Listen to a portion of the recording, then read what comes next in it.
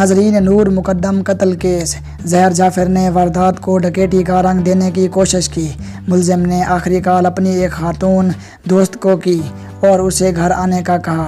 ظاہر جعفر کے والد نے بیٹے کی کار ریسکیو کرنے کے بعد تھراپی مرکز کے ڈاکٹر کو فون کیا اور اسے فوری طور پر گھر پہنچنے کی ہدایت کرتے ہوئے کہا کہ آپ سمجھدار آدمی ہیں، آپ سب سمجھ گئے ہیں میں کیا کہہ رہا ہوں، آپ چلے جائیں۔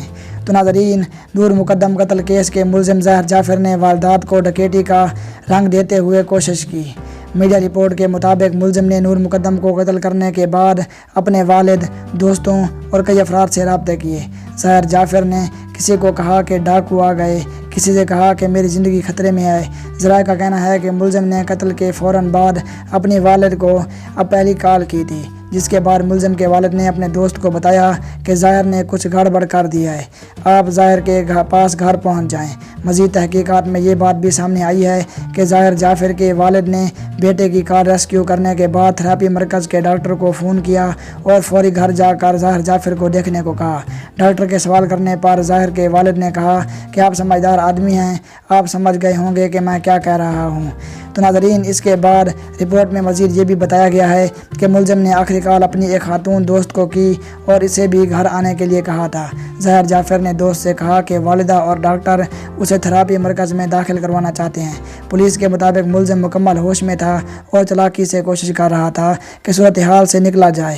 یاد رہے کہ 20 جولائی کو اسلام آباد میں تھانہ کوہ حصار کے علاقے سیکٹر FA74 میں نوجوان خاتون کو کلرزہ خیز انداز میں قتل کر دیا گیا تھا۔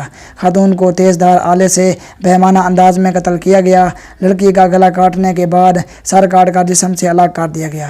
برطانوی نشریاتی ادارے سے بات کرتے ہوئے ایک اہلکار نے بتایا کہ ملزم ظاہر جعفر کی فنگر پرنٹس کی reports national data base registration authority سے بھی حاصل کی گئی ہیں۔ فرانسک رپورٹ میں ملزم ظاہر جعفر کی انگلیوں کے نشانات نہ صرف خنجر کے دستے پر بلکہ خنجر کے اگلے حصے پر بھی پائے گئے ہیں۔ CCTV فوٹیج کے بارے میں فرانزک لیب کی جو رپورٹ آئی ہے اس میں نہ صرف ملزم کی شناخت کی تصدیق ہوئی بلکہ اسے CCTV فوٹیج میں بھی واضح طور پر دیکھا جا سکتا ہے کہ ملزم ظاہر جعفر مقتولہ کو زبردستی گھر کے اندر لے کر جا رہا ہے۔ اہلکار کا کہنا ہے کہ مقتولہ کا پوسٹ مارٹم کرواتے ہوئے اس وقت ان کی ابتدائی رپورٹ میں ملزم کا مقتولہ کے ساتھ زیادتی کا کہیں ذکر نہیں تھا، تاہم ڈاکٹروں نے اس بارے میں DNA ٹیسٹ بھی کروانے کی کوشش کی اور اس کے حوالے سے تجویز بھی دی تھی اور اس حوالے سے ملزم کا DNA ٹیسٹ بھی کروایا گیا تھا۔ اس مقدمے کی تفتیش ٹیم کے سربراہ SSB عطاء الرحمان کے مطابق پولیس کو بھی اسے DNA ٹیسٹ کی رپورٹ نہیں ملی۔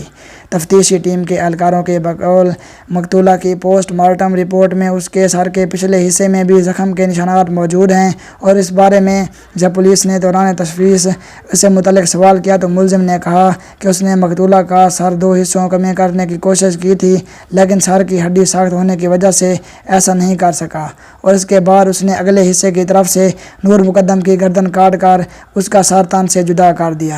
ناظرین، اس حوالے سے مزید اطلاعات آنا باقی ہیں۔ جیسے ہی کوئی نئی خبر سامنے آئے گی تو آپ کو وقت پر آگاہ کر دیا جائے گا۔ ایسی مزید ویڈیوز دیکھنے کے لیے DNP YouTube چینل کو سبسکرائب کر کے بیل کے آئیکن کو پریس کر